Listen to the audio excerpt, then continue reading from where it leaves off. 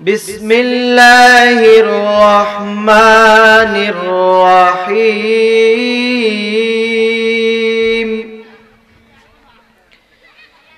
ইয়া আইয়ুহান নাসু কুলু মিম্মা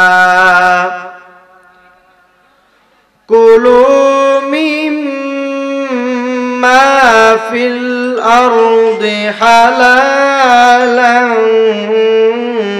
তয়্যিবা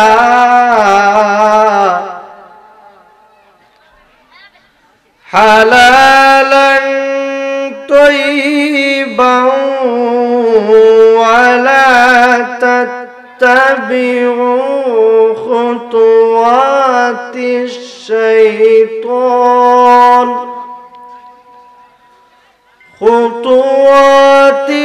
শাইতান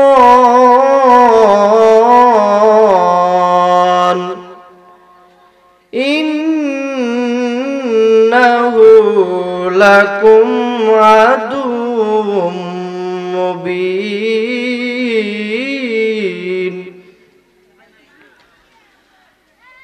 আমার আল্লাহ পবিত্র কালামুল্লাহ শরীফে বলেন, ইয়া আইয়ুহান নাস, হে মানব সম্প্রদায়, কুলু মিম্মা ফিল আরদি হালালান তয়্যিবা।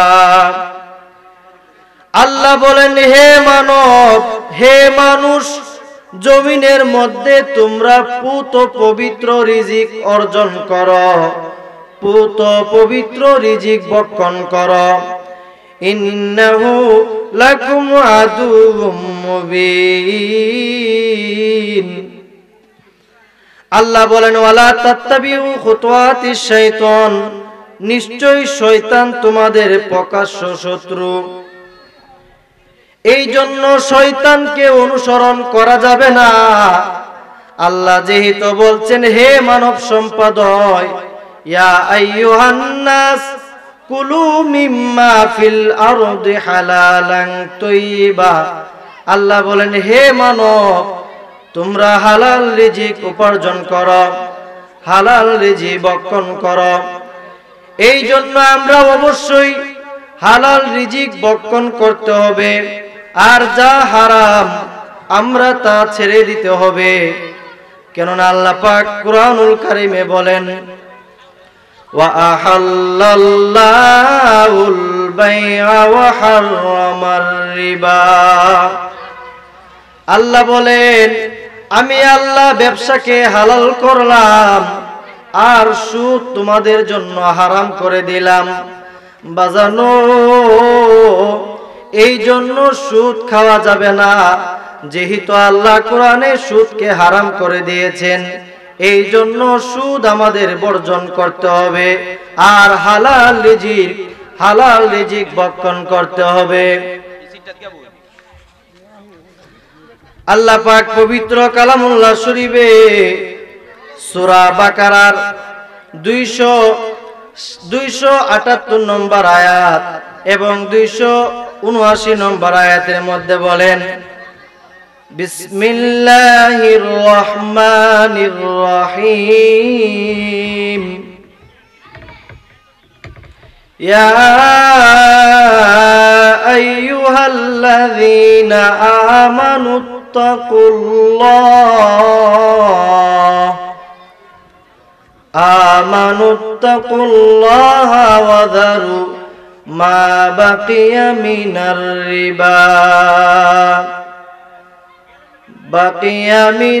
রিবা ইন কুনতুম মুমিনিন।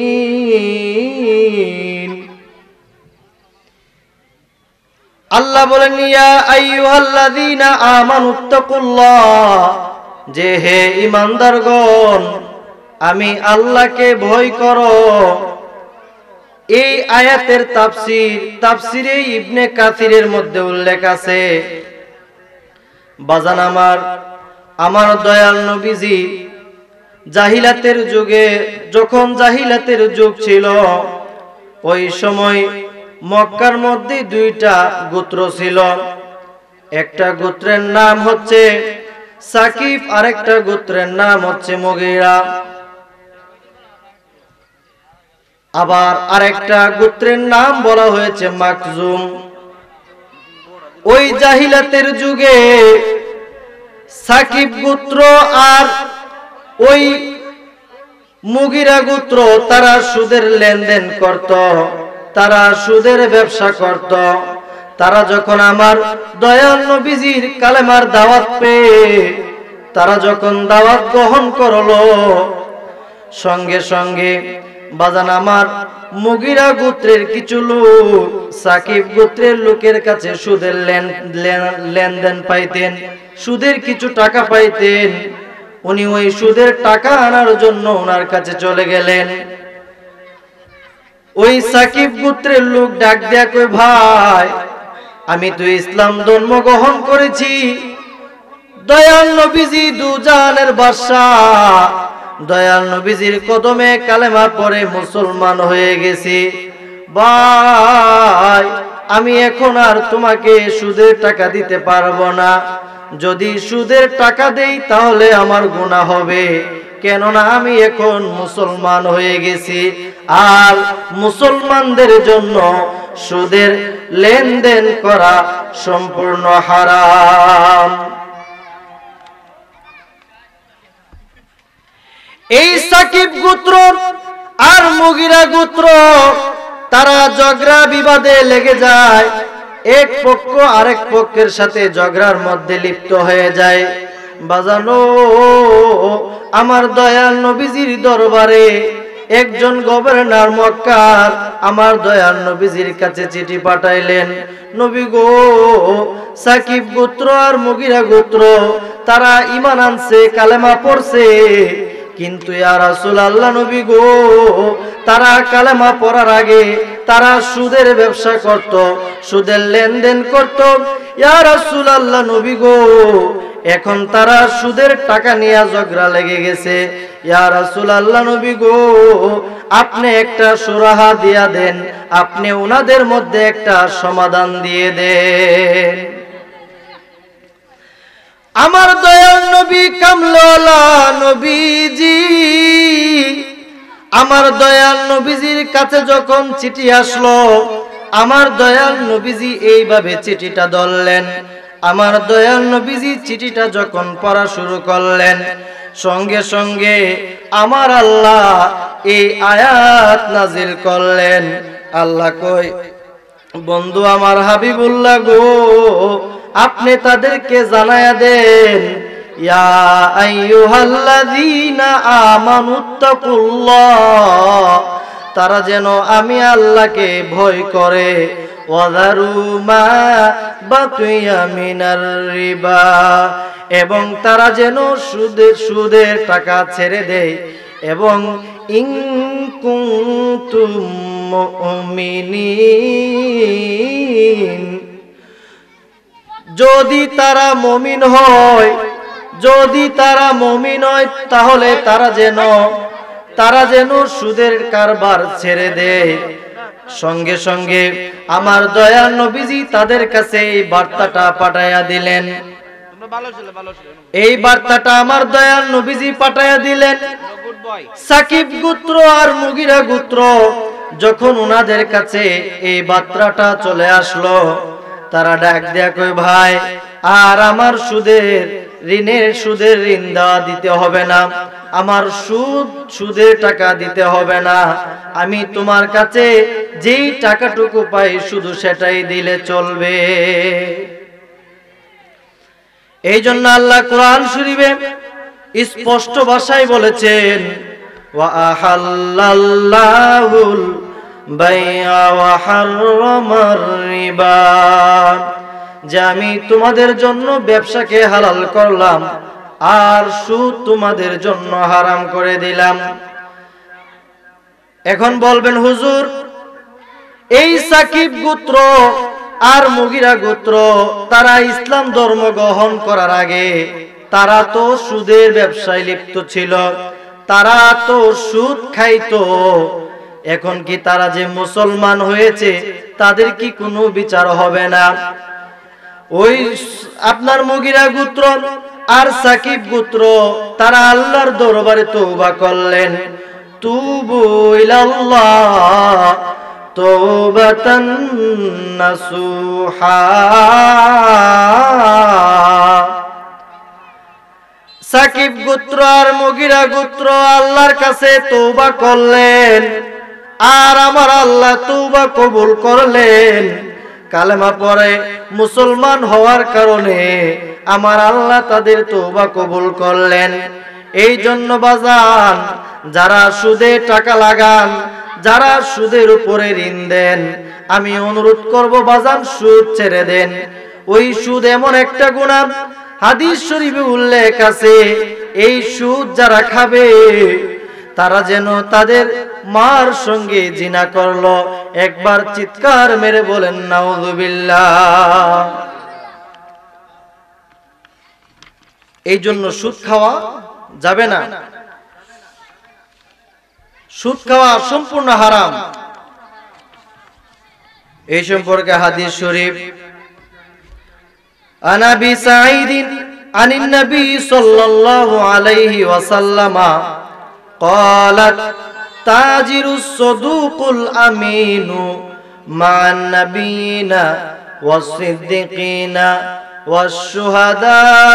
والشهداء والصالحين। আল্লাহ বলেন, তোমরা যদি সত্যবাদী হও, তোমরা যদি সত্যবাদী হও, সত্যবাদী ব্যবসায়িক হও, মান নবীনা তোমাদের হাসর হবে নবীদের সঙ্গে, ওয়াসিদ্দিকিনা তোমাদের হাসর হবে সিদ্দিকগণদের সঙ্গে, ওয়াসশুহাদা তোমাদের হাসর হবে শহীদগণদের সঙ্গে,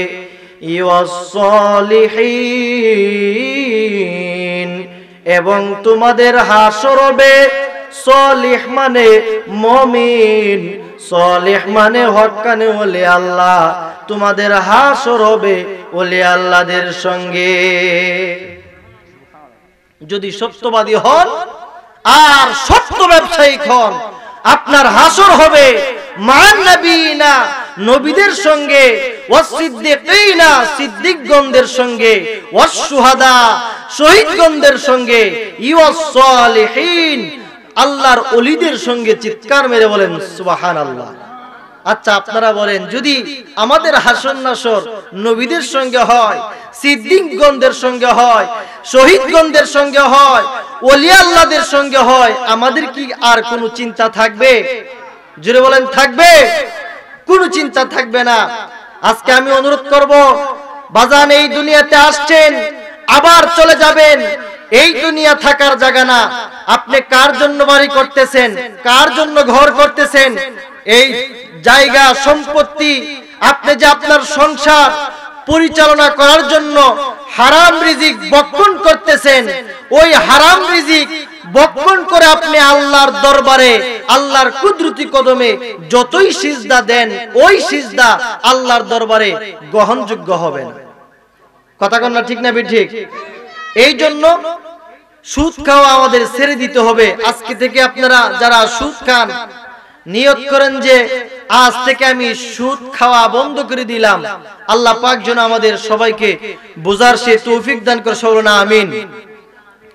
হাদিস শরীফ উল্লেখ আছে, আনাস ইবনে মালিক রাদিয়াল্লাহু তাআলা আনহু قال قال رسول الله صلى الله عليه وسلم ما من مسلم يغرس غرسا أو يزرع زرعا فيأكل منه طير أو إنسان أو بهيمة إلا كان له به صدقة رواه البخاري। বুখারী শরীফের হাদিস। যা আমার দয়াল নবীজি বলেন, কোন মুসলমান যখন কোন গাছ লাগায়, যদি আর তা থেকে যদি পশু পাখি তা আহার করে, তাহলে ওই ব্যক্তির আমলনামার মধ্যে সদকার সওয়াব আমার আল্লাহ দিয়ে দিবেন। এই কথা কি সেরাই? যদি কোনো মানুষ রাস্তার পাশে একটা গাছ লাগায়, আপনি নিয়ত করছেন যে রাস্তাটা তো একটা সরকারি রাস্তা, আমি একটা গাছ লাগাই দেই, গাছটা বড় হবে, ফল ধরবে, মানুষ ফল আহার করবে, ফল খাবে। আর নবীজি বলেন ইসলামের মধ্যে উত্তম কাজ হচ্ছে দুইটি। এক নম্বরে মানুষকে সালাম দেওয়া, দুই নম্বর হচ্ছে মানুষকে খাবার খাওয়ানো। সুবহানাল্লাহ বলেন। আপনার নিয়ত যদি সহি থাকে যে আমি রাস্তার মধ্যে একটা গাছ লাগায়া দেই, আমি বাঁচি বা মরি, এই গাছটা বড় হবে, ফল ধরবে, মানুষ আহার করবে, আর আমার আমলনামার মধ্যে সদকার সওয়াব হবে। সুবহানাল্লাহ বলে। আপনি রাস্তার পাশে একটা টিউবওয়েল দিয়ে দিলেন, মানুষ পানি আহার করলো, আপনার আমলনামার মধ্যে সওয়াব যেতে থাকবে। সুবহানাল্লাহ বলি। তারপরে হাদিস, ওয়ান কাব ইবনে উজরাতা ক্বালা মাররা আলাইয়ান নবী সাল্লাল্লাহু আলাইহি ওয়াসাল্লাম রাজুলুন ফারা আসহাবুন নবী সাল্লাল্লাহু আলাইহি ওয়াসাল্লাম মিন জিলদিহি ওয়া নাশাতিহি فقالوا يا رسول الله لو كان هذا في سبيل الله فقال رسول الله صلى الله عليه وسلم إن كان خرج يسعى على والده صغارا فهو في سبيل الله। হযরত কাব রাদিয়াল্লাহু তাআলা আনহু থেকে এই হাদিসটা বর্ণিত। ক্বালা রাসূলুল্লাহ, নবীজি বলেন, নবী পাক সাল্লাল্লাহু আলাইহি সাল্লাম এর নিকট দিয়া কিছু মানুষ তারা হেঁটে যাচ্ছেন। সাহাবীগণ লোকটির শক্তি ও উদ্দীপনা দেখে বললেন যে হে আল্লাহর রাসূল, এই লোকটি যদি আল্লাহর রাস্তায় জিহাদে থাকতো তাহলে সে আল্লাহর রাস্তায় রয়েছে, আর যদি সে বৃদ্ধ পিতামাতার উপার্জনের জন্য বের হয়ে থাকে তাহলে সে আল্লাহর সন্তুষ্টির রাস্তায় রয়েছে। সুবহানাল্লাহ বলি। আর সে যদি নিজের পরিবার নির্ভরতা থেকে মুক্ত রাখার জন্য উপার্জনের চেষ্টা বের হয়ে থাকে তাহলে সে আল্লাহর সন্তুষ্টির পথে রয়েছে। এই হাদিসটা থেকে আমরা কি বুঝলাম? যে কিছু মানুষ নবীজির পাশ দিয়ে হেঁটে যাচ্ছেন। সাহাবা একরাম জিজ্ঞাসা করলেন যে ইয়া রাসূলুল্লাহ, লোকটা দেখতে খুব হুষ্টপুষ্ট, শরীরে অনেক শক্তি, ইয়া রাসূলুল্লাহ, এই লোকটা যদি আমাদের সাথে জিহাদের ময়দানে যাইতো কতই না ভালো হতো। নবীজি বললেন, যদি এই লোকটা তার পরিবারকে ভরণ পোষণ দেওয়ার জন্য সে রিজিকের তাগিদে বের হয়ে থাকে তাহলে সে আল্লাহর সন্তুষ্ট লাভের জন্য আছে, আল্লাহর রাস্তায় আছে। সুবহানাল্লাহ বলে। এই জন্য আপনি যে সারাদিন কষ্ট করেন, অনেক মানুষ আছে দেখবেন রিক্সা চালা, ভ্যান গাড়ি চালা, মানুষের বাড়িতে কাজ করে, অনেক পরিশ্রম করে সারাদিন শেষে 1800 অথবা 500 টাকা সে নিয়ে বাড়িতে যা সদাই করে যখন ঘরে ফিরে তার সংসার খুব সুন্দর দিন আনতেছে, দিন খাইতেছে, কোনো ঝামেলা নাই। এই যে একটা লোক সে হালাল খাচ্ছে, সে রিক্সা চালাক, সে ভ্যান গাড়ি চালাক, মানুষের বাড়িতে মজুরি দেয়, সে তো ভিক্ষা করতেছে না, চুরি করতেছে না, সে হালাল রুজি উপার্জন করতেছে। আর ওই হালাল রিজিক বক্ষণ করে যদি কেউ আল্লাহকে ডাক দেয়, আল্লাহ সঙ্গে সঙ্গে তার ডাকে সাড়া দেয়। আল্লাহ বলেন ফাযকুরুনি আযকুরুকুম ওয়াশকুরুলি ওয়ালা তাকফুরুন। হে বান্দা, তোমরা আমি আল্লাহকে স্মরণ করো, আমি আল্লাহ তোমাদেরকে স্মরণ করব। এখন বান্দা আল্লাহকে কিভাবে স্মরণ করবে? মাধ্যমে স্মরণ করবে, রোজার মাধ্যমে স্মরণ করবে, হজের মাধ্যমে স্মরণ করবে, যাকাতের মাধ্যমে স্মরণ করবে, টুফির মাধ্যমে স্মরণ করবে, ফাগরির মাধ্যমে স্মরণ করবে, কুরআন তেলাওয়াতের মাধ্যমে স্মরণ করবে, জিকিরের মাধ্যমে স্মরণ করবে। এরকম ভাবে আল্লাহকে স্মরণ করবে। আর আল্লাহ বান্দাকে কিভাবে স্মরণ করবে? আল্লাহ বান্দাকে স্মরণ করবে বান্দা গুনাহ মাফের মাধ্যমে বান্দাকে স্মরণ করবে। তুমি রহমান, তুমি মেহেরবান। সবাই বলি তুমি রহমান, তুমি অন্ধ গাহে না শুধু তোমার গুণগান, বুঝেও বুঝে না তবু শান। তুমি রহমান, তুমি মেহেরবান, তুমি রহমান, তুমি। কখনো তোমাকে যদি ভুলি, হিদায়তের আলো জেলে নিও কাছে তুলি। দয়া করো মায়া করো, দয়া করো মায়া করো, উহে দয়াবান। তুমি রহমান, তুমি মেহেরবান, তুমি রহমান, তুমি। জনম জনম যদি গাহি, তোমার মহিমা গাওয়া শেষ হবে নাহি। দয়া করো মায়া করো, দয়া করো মায়া করো, উহে দয়াবান। তুমি রহমান, তুমি মেহেরবান, তুমি রহমান, তুমি। বাজান আমার কথার দিকে একটু মনোযোগ। এই জন্য সুদ ভক্ষণ করা যাবে না, সুদ খাওয়া যাবে না। আমার দয়াল নবীজি একদিন মেরাজে, যখন আমার দয়াল নবীজি আল্লাহর দিদারে মেরাজে গেলেন, এখান থেকে 7 আসমানের উপর হচ্ছে 500 বছর রাস্তা সিদরাতুল মুনতাহা। এখান থেকে 500 বছর রাস্তা সিদরাতুল মুনতাহা। সিদরাতুল মুনতাহা থেকে আরো 500 বছর রাস্তা আলমে নাসুদ। আলমে নাসুদ থেকে আরো 500 বছর রাস্তা আলমে মালাকুত। আলমে মালাকুত থেকে আরো 500 বছর রাস্তা আলমে হায়ানাত। আলমে হায়ানাত থেকে আরো 500 বছর রাস্তা আলমে কায়নাত। আলমে কায়নাত থেকে আরো 500 বছর রাস্তা আলমে সুইয়াতুন। আলমে সুইয়াতুন থেকে আরো 500 বছর রাস্তা আলমে সাকাতুল্লাহ। আলমে সাকাতুল্লাহ থেকে আরো 500 বছর রাস্তা আলমে বরকতুল্লাহ। আলমে বরকতুল্লাহ থেকে আরো 500 বছর রাস্তা আলমে রহমতুল্লাহ। আলমে রহমতুল্লাহ থেকে আরো 500 বছর রাস্তা আলমে হাবিবুল্লাহ। এইভাবে যাইতে যাইতে যাইতে যাইতে 80,000 আলম বেদ করার পরে আরো 70,000 নূরের পর্দা আছে। ওই 70,000 নূরের পর্দা অতিক্রম করে আমার দয়াল নবীজি আল্লাহর দিদারে সশরীরে লৌহে মাহফুজ চলে গেছেন। এমন একজন লাইলি আছে ববে, মজনু স্বয়ং পাক আল্লাহ। আল্লাহু আকবার বলেন। এমন একজন লাইলি আছে ববে, মজনু স্বয়ং পাক আল্লাহ। তোমরা কি তার নাম জানো না? মুহাম্মদ রাসূলুল্লাহ। তোমরা কি তার নাম জানো না? মুহাম্মদ রাসূলুল্লাহ। চিৎকার মেরে বলেন সুবহানাল্লাহ। বাজানো আমার কথার দিকে একটু মনোযোগ। আমার দয়াল নবীজি আল্লাহর দিদারে যাওয়ার সময় আমার দয়াল নবীজি কিছু মানুষকে দেখলেন।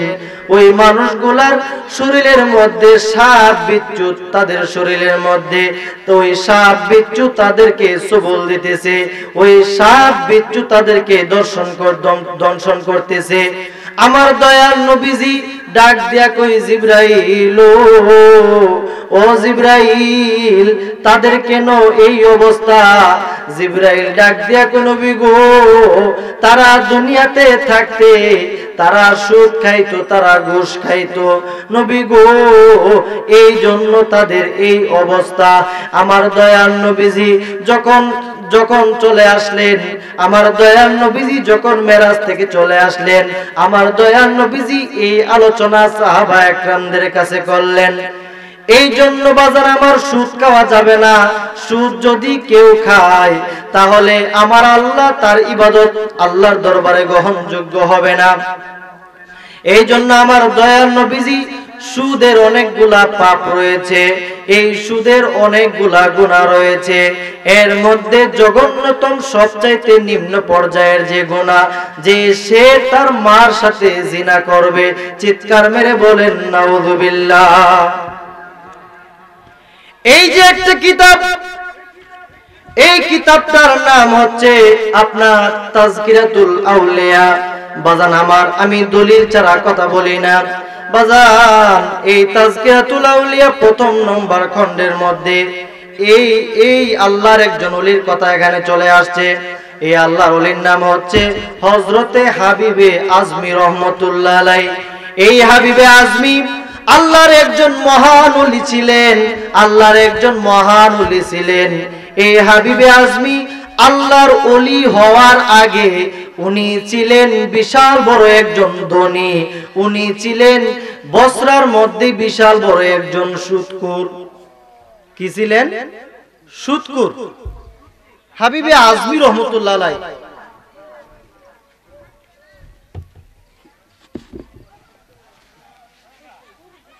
হাবিবে আজমি রহমাতুল্লাহ আলাইহি উনি আল্লাহর মহান একজন ওলি ছিলেন, কিন্তু উনি অনেক ধনী ছিলেন, অনেক ধন সম্পত্তির মালিক ছিল। উনি প্রথম অবস্থায় ছিল একজন সুদী, সুদখোর যেটাকে বলা হয়। উনি ওই বসরাতে সুদের উপরে মানুষকে ঋণ দিতেন, সুদের উপরে মানুষকে টাকা ধার দিতেন। যদি কেউ অপারগ হতেন সুদ দেওয়ার জন্য, উনি যে ওই সুদের টাকা আনার জন্য তার বাড়িতে গেল, হাবিবে আজমি রহমাতুল্লাহ আলাইহি উনার যে সময় লস হয়েছে, টাইম চলে গেছে, এই কারণে উনি চক্রবৃদ্ধি হারে সুদ খাইতেন। নাউযুবিল্লাহ বলেন। আল্লাহ বলেন যে যদি কেউ চক্রবৃদ্ধি হারে সুদ খায়, তাহলে আল্লাহ বলেন আমার কিয়ামতের ময়দানে আমার আল্লাহ এবং দয়াল নবীজি তাদের শত্রু হয়ে দাঁড়াবে। নাউযুবিল্লাহ বলেন। নবীজি আল্লাহ তাদের সাথে যুদ্ধ ঘোষণা করবেন কিয়ামতের ময়দানে। আল্লাহ আল্লাহর হাবিবের সাথে কি যুদ্ধ করার ক্ষমতা আমাদের আছে? আছে। এই হাবিবে আজমি উনি যখন একদিন সুদের টাকার জন্য একজন ঋণীর বাড়িতে যখন গেলেন, একজন গ্রাহকের বাড়িতে যখন গেলেন, যায়া দেখতেছে যে যেই মালিক, বাড়ির মালিক ঘরে নাই, উনার স্ত্রী ঘরের মধ্যে আছে। হাবিবে আজমি ডাক দিয়া কই বাড়ির মালিককে, কই হুজুর বাড়ির মালিক বাড়িতে নাই, বাড়ির মালিক ঘরে নাই। বলে বাড়ির মালিক যদি ঘরে না থাকে, আমি সুদের টাকা না নিয়ে, সুদের লাভ না নিয়ে আমি এখান থেকে যাব না। আমাদের দেশে অনেক সুদখোর দেখবেন, যদি সুদের টাকা না দেয় তার সম্পত্তি বক্ষণ করে, তার সম্পত্তি জবরদস্তি ভাবে ওই সম্পত্তি সে দখল করে ফেলে। আমাদের দেশে এমন সুদখোর আছে কি নাই? এই না এলে চলে যাও। এমন সুদখোর আছে কি নাই? হাবিবে আজমি রহমাতুল্লাহ আলাইহি উনি গেলেন, স্ত্রী বলতেছে ভাই আমার ঘরে কোনো খাবার নাই, আমার স্বামীও নাই, কিন্তু আমি একটা বকরি জবাই করছি, একটা ছাগল জবাই করছি, এই ছাগলের গোশতগুলা সব শেষ হয়ে গেছে, একটু শুধু এই ছাগলের মাথাটা আছে, আপনি যদি চান আমি আপনাকে সুদের বিনিময়ে এই মাথাটা দিতে রাজি আছি। হাবিবে আজমি বলে আচ্ছা ঠিক আছে, এই সুদের বিনিময়ে আমাকে এই মাথাটা দিয়ে দাও। হাবিবে আজমি সুদের বিনিময়ে মাথাটা নিয়ে যখন চলে গেলেন, হাবিবে আজমি উনার হুজরাতে চলে গেলেন, ঘরের মধ্যে চলে গেলেন, যায়া ডাক দিয়া কই বিবি গো, ও বিবি আমি আজকে সুদের বিনিময়ে এই ছাগলের মাথাটা আনছি, এই বকরির মাথাটা আনছি, বিবি গো আপনি এই মাথাটা সুন্দর করে পাক করে আমাকে দেন, এই মাথা দিয়ে আজকে খাবার খাবো। ইন দি মিন টাইমে হাবিবে আজমি রহমতুল্লাহ আলাইহি ওনার ঘরের মধ্যে একজন ভিক্ষুক ঢুকলেন। ভিক্ষুক ঢুকে ওনার ঘরের মধ্যে ভিক্ষা চাইলেন। হাবিবে আজমি ডাক দিয়া কই, ভিক্ষুক রে, ও ভিক্ষুক, তুমি যে আমার কাছে আসছো, আয়েশা ভিক্ষা চাইতেছো, আমি হাবিবে আজমি যদি তোমাকে ভিক্ষা দেই তাহলে আমি গরিব হয়ে যাব, আর আমি তোমাকে যদি ভিক্ষা দেই তাহলে তুমি ধনী হবা না, বরং তুমি আমার ঘর থেকে চলে যাও। হাবিবে আজমি এই কথা বলার সঙ্গে সঙ্গে ওই ভিক্ষুক মন খারাপ করে, মন বেজার করে তার ঘর থেকে চলে গেলেন। বাজান আমার দয়াল নবীজি বলেন, ভিক্ষা সবার জন্য করা জায়েজ না। আমাদের দেশে দেখবেন তার অঙ্গ প্রত্যঙ্গ শরীর সব ঠিক আছে, কিন্তু সে মানুষের কাছে চায় হাত পাতে, সে ভিক্ষা করে, কিন্তু ইচ্ছা করলে সে কর্ম করে খেতে পারে। আমার দয়াল নবীজি কই, সাহাবারা তোমরা তাদেরকে গরিব মনে করিও না, যারা ভিক্ষা করে মানুষের কাছে হাত পাতে, প্রকৃত ভিক্ষুক হচ্ছে তারা। আমাদের দেশে এমনও মানুষ আছে দেখবেন তারা ঘরের মধ্যে এক বেলা খাইলে আরেক বেলা খাইতে পারে না, কিন্তু লজ্জায় মানুষের কাছে কিছু বলতে পারে না। আমার দয়াল নবীজি কই, সাহাবা তারা হচ্ছে প্রকৃত পক্ষে ভিক্ষুক। সুবহানাল্লাহ বলেন। আমার দয়াল নবীজি কই, তারা হচ্ছে প্রকৃত গরিব, তাদেরকে তোমরা দান করো, তাদেরকে তোমরা দান করো, তাদেরকে তোমরা সদকা আদায় করো। বাজান আমার দয়াল নবীজি বলেন, আমার ধনী উম্মতের 500 বছর আগে আমার গরিব উম্মত জান্নাতে চলে যাবে। এই জন্য গরিব আপনি কোনো টেনশন করেন না। আমার নবীজি বলেন, আমার ধনী লোকের 500 বছর আগে আমার গরিব লোক জান্নাতে চলে যাবে, গরিব উম্মত জান্নাতে চলে যাবে। সুবহানাল্লাহ বলেন। আজকে আমাদের দেশে দেখবেন লক্ষ লক্ষ কোটি কোটি টাকার মালিক বছরে একবার যায় হজ করে, কিন্তু তার ঘরের পাশে মানুষ না খায়া মরে, এক বেলা খাইলে আরেক বেলা খাইতে পারে না, তারে দান না করে সে আল্লাহর বাড়িতে যায়। আল্লাহ বলেন, আল্লাহ কোরআন শরীফের 82 জায়গায় নামাজের কথা বলেছেন, কিন্তু আমার আল্লাহ 83 জায়গার মধ্যে যাকাতের কথা বলেছেন। আল্লাহ বলেন, ওয়া আকিমুস সালাতা ওয়া আতুজ যাকাত, যে তোমরা সালাত কায়েম করো এবং যাকাত দাও। সুবহানাল্লাহ বলেন। নামাজ যেইভাবে ফরজ, নামাজ যেইভাবে ফরজ, যাকাতও সেইভাবে ফরজ। নামাজ যেইভাবে ফরজ, যাকাত দেওয়া সেইভাবে ফরজ। আমি যে কথাটুকু বলতেছিলাম, হাবিবে আজমি উনি ওনার স্ত্রীকে ডাক দেয়া, বিবি পেটে ক্ষুধা লাগছে, তাড়াতাড়ি খাবার রান্না করো। বিবি ডাক দেখো, স্বামী গো, আমি যে রান্না করব, আমার ঘরের মধ্যে তো কোনো আটা নাই, আমার ঘরের মধ্যে তো লাকড়িও নাই, কিভাবে রান্না করব? স্বামী ডাক দেখো, বিবি গো, আমি যে মানুষের কাছে সুদের টাকা পাই, আমি ওই সুদের বিনিময়ে কিছু আটা আর কিছু লাকড়ি নিয়ে আসতেছি। এই কথা বলে হাবিবে আজমি উনি ও আবার আটা আর আপনার কিছু লাকড়ি সুদের বিনিময়ে নিয়ে আসলেন। এবার স্ত্রী পাক করলেন, খাবার পাক করলেন।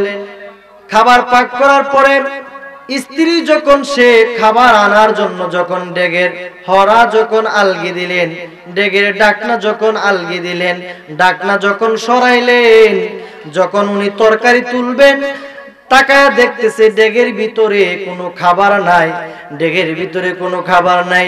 তাকায় দেখতেছে ডেগের ভিতরে শুধু রক্ত।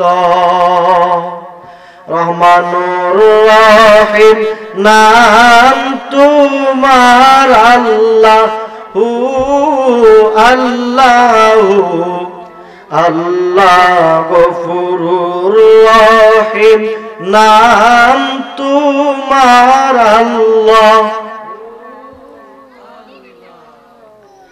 আল্লাহ সামিউম বাসির নাম তোমার আল্লাহু আল্লাহু আল্লাহ তোমার নাম তোমার কাম আল্লাহ আল্লাহ তোমার মেহেরবানি দরিয়া শুকাইতেও পারো পাহাড়েতে পানি আল্লাহ ও আল্লাহ আল্লাহ জলিল জব্বার নাম তোমার আল্লাহ। উনি তাকায়া দেখতেছেন শুধু রক্ত, পাতিলের মধ্যে কোনো খাবার নাই, শুধু রক্ত। উনার বিবি ডাক দেখো স্বামী গো, আমি যে খাবার রাঁধছিলাম আপনার কৃপণতার কারণে, আপনার কুকর্মের কারণে আমার আল্লাহ সমস্ত খাবারগুলা রক্তে পরিণত করলো। বিবি ডাক দেখো স্বামী গো, আপনি এই মুহূর্তে আল্লাহর দরবারে তওবা করেন, আর এখন থেকে নিয়ত করেন আর জীবনে সুদ খাবেন না। আপনার কুকর্মের কারণে, কৃপণতার কারণে আল্লাহ আজকে তরকারির রক্ত বানায়া দিছে। আমার আল্লাহ ইচ্ছা করলে গরিবকে ধনী বানাইতে পারে কি পারে না? জুড়ে বলেন পারে কি পারে না? আবার ধনীকে গরিবও বানাইতে পারে, গরিবকে ধনীও বানাইতে পারে। এই জন্য গরিবত্বের মধ্যে যারা আছেন, পেরেশানির মধ্যে যারা আছেন, যখন দেখবেন আপনার জন্য আপনার বাবার দরজা বন্ধ, যখন দেখবেন আপনার জন্য আপনার মার দরজা বন্ধ, বন্ধু বান্ধবের দরজা বন্ধ, সমস্ত দরজা যখন আপনার জন্য বন্ধ হয়ে যাইব, তাহাজ্জুদের নামাজটা পড়া নামাজের বিছনা বিছায়া আল্লাহর দরবারে দুইটা হাত তুইলা আল্লাহর কাছে চাবেন। আল্লাহ বলে বান্দা রে, আমি আল্লাহর কাছে যা চাইবা তাই পাইবা, কিন্তু চাওয়ার মতো চাইতে হবে। দুই হাত তুলে বলেন ঠিক না বেঠিক? বলেন আল্লাহু আকবার। আমরা চাইতে আল্লাহর কাছে অবশ্যই চাইতে হবে। ওলিয়া ওলিয়ারা, গাউস কুতুব, পীর ফকির, ওনাদের উসিলা নিয়ে আল্লাহর কাছে চাইতে হবে। যেহেতু আমার সুদের বিষয় দেওয়া হয়েছে, আমি একটা কিতাব আনছি, এটা হচ্ছে বুখারী শরীফ, আপনার ৪র্থ নম্বর খণ্ড। বুখারী শরীফ কত নম্বর খণ্ড? ৪র্থ নম্বর খণ্ড। সুদের বিষয়ে আল্লাহ কি বলেছেন বাজান, এই বিষয়ে আমি একটা হাদিস আপনাদের কাছে, হাদিসের এবারটা বলতেছি। বুখারী শরীফ ৪র্থ নম্বর খণ্ড, হাদিস নম্বর 1299 পৃষ্ঠা, 1999 পরিচ্ছেদ। হাদিসটা এইভাবে আসছে, হাদ্দাথানা আদম হাদ্দাথানা ইবনু আবি যিবিন হাদ্দাথানা সাঈদ ইবনুল মাকবুরী আন আবি হুরায়রাতা আনিন নবী সাল্লাল্লাহু আলাইহি ওয়াসাল্লাম قال قال لا يأتين على الناس زمان لا يبالي المرء بما أخذ المال أمين حرام حلال أم من حرام। আমার দয়াল নবীজি আজ থেকে 1400 বছর আগে এই বুখারী শরীফের মধ্যে হাদিসটা এখন যেটা বললাম, এই হাদিসের অর্থ হচ্ছে হযরতে আবু হুরায়রা রাদিয়াল্লাহু তাআলা আনহু থেকে এই হাদিসটা বর্ণনা করেছেন। আমার দয়াল নবীজি বলেন, এমন এক জমানা আসবে, হালালিন হালালিন হালালিন না, আপনার যে এমন এক জমানা আসবে, ওই শেষ জমানার মধ্যে আমার উম্মতেরা যে তারা রিজিক আহার করবে, তারা যে রিজিক ভক্ষণ করবে, এটা কি হালাল নাকি হারাম আমার উম্মতেরা এটা বুঝবে না, তারা এমন বেপরোয়া হয়ে যাবে। আমার দয়াল নবীজি এই হাদিস থেকে দুইটি দলিল প্রমাণ। এক নম্বরে আমার দয়াল নবীজি গায়েবের খবর দিয়েছেন, আর দ্বিতীয় নম্বরে আমার দয়াল নবীজি আজ থেকে 1400 বছর আগে আমাদেরকে জানায়া দিয়েছেন, এমন এক জমানা আসবে, আখিরি জমানা আসবে, ওই জামানার মধ্যে আমার উম্মতেরা যে রিজিক ভক্ষণ করবে, এটা কি হালাল উপার্জন নাকি হারাম আমার উম্মত এটা চিন্তা করবে না, এমন বেপরোয়া হয়ে যাবে। এই জমানা এখন আসছে কি আসছে না? এখন কি এই জমানা আসছে না? এখন মানুষ এই যে সুদের ওয়াজ যদি আবার ইমাম সাহেব করে, ইমাম সাহেবের চাকরিও যায়, এমন ইমাম সাহেব চাকরি যাইতেছে না। একটা কিচ্ছা মনে হয়েছে, কিচ্ছাটা কই আমার ওয়াজটা শেষ করে দিতেছে। আমার দোস্ত শামীম সাহেব দাওয়াত দিয়েছেন, এই জন্য আসছি। যেহেতু আমাকে বিষয় দেওয়া হয়েছে সুদের বিষয়, এই জন্য এই বিষয়ে কথা বলতেছি। আপনাদের কি কষ্ট হইতেছে? তো কিচ্ছাটা হইতেছে যে এক মসজিদে একজন ইমাম সাহেব গেছে জুম্মার দিন, শুক্রবার। কি বার? শুক্রবারে কি হুজুর একটু বাংলাতে ওয়াজ করে না? ইমাম সাহেব আলোচনা করলেন, কিন্তু ওই মসজিদে হুজুরে দেয় দেখতেছে নামাজের সময় হয়ে যাচ্ছে, কিন্তু হুজুরে কোনো ওয়াজ করে না। তে সময় চলে গেছে, নামাজ শেষ হওয়ার পর ইমাম সাহেবের রুমে গেলে, হুজুর আজকে জুম্মার দিন আপনি মানুষকে একটু নসিহত করবেন, মানুষকে একটু বুঝাইবেন, হেদায়েতের কথা বলবেন, আপনি আলোচনা না করে রুমে বসে রইছেন, শুধু নামাজটা পড়াইছেন, কারণ কি হুজুর? এর হাকিকতটা কি? এই লোকটা ডাক দেখো, হুজুর আমি ইমাম সাহেব মানুষ, আমার ওই রকম কোনো ক্ষমতা নাই, যদিও ইমাম শব্দের অর্থ বাদশাহ, কিন্তু আমারে মানুষে বানাইছে মিসকিন। যদি আজান দিতে দেরি হয়, মানুষে এসে আমারে ধমকি মারে।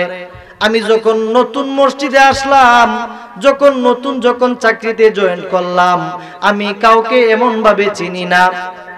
আমি সর্বপ্রথম জুম্মার দিন এসে সুদের আলোচনা করলাম।